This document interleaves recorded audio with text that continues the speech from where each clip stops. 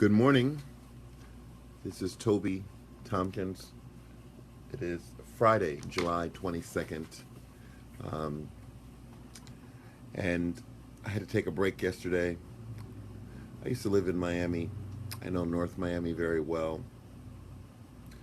Um, I have a background in psychology. I'm a big black man. And so, once again, the reality of the meaninglessness of my existence, the disposability, gets demonstrated. And I think in all of it is the question that was phrased by Mr. Kinsey, the victim, the target of this hateful act, when he asked the police officer, "Why did you shoot me?" And the sufficient response was, "I don't know." Why do you hate me? I don't know. Why does the sight of my skin and my gender cause fear in your body, in your bones? I don't know. Why do you need a gun to protect me when I am not a threat to you or anybody else? I don't know. Why is the first presumption that you hold upon the sight of my black body that I am guilty and must be punished as charged? I don't know. Why is it okay for someone to pick up a phone and say, there's someone out there doing something? I have no data. It looks like they're doing something bad because he's big and he's black and he's a man. I don't know. Why is it okay for the person who committed the crime to simply say, well, I don't like the fact that people are thinking about me in this way because I took my job to help save lives?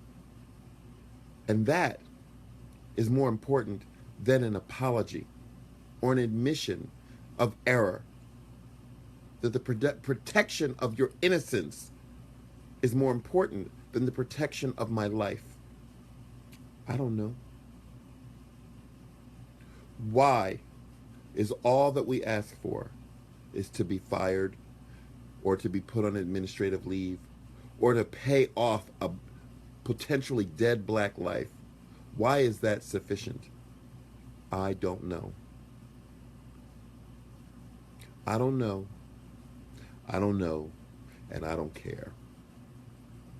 So the answer to I don't know is I don't care. I simply don't care. What happens to the black life? It's meaningless. It's worthless. That's the reality of actions, of events like what happened in Miami. And the sooner we can understand what that means in terms of the future of the humanity of the United States, the future of any kind of dream that we could all hope to create and put in place together, the more we can come together and answer that question for ourselves and let I don't know not be the answer that prevails. Let, oh, we'll just pay them a cash settlement and move on with this. After all, he didn't die.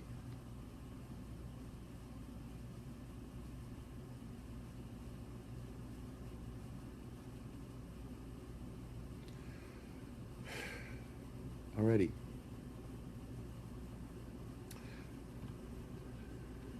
That's all I have for you. Um, I don't know.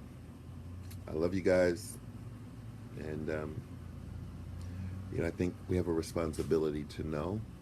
We have a responsibility to want to know. We have a responsibility to not accept that I don't know is okay, even if the media and our society says, oh, well, it could have been worse.